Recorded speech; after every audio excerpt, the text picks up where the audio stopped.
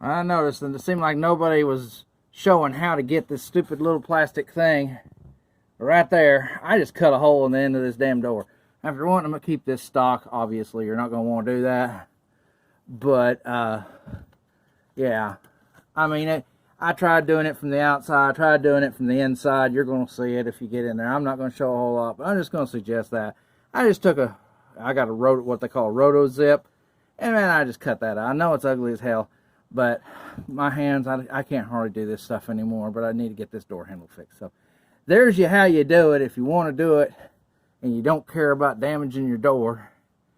And I got that metal, if you see the chrome in there, the shiny, this is a metal door handle I bought off of eBay, and I painted it because this truck is kind of, done up dull like, so I didn't want chrome, so I painted it with flat black.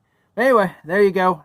You'll see everything else on how to do the other stuff in there, but that's how you're going to do this door if you want to do it quick and easy, because I've been fighting with this thing for a while, and I never could get that stupid little pin through that hole.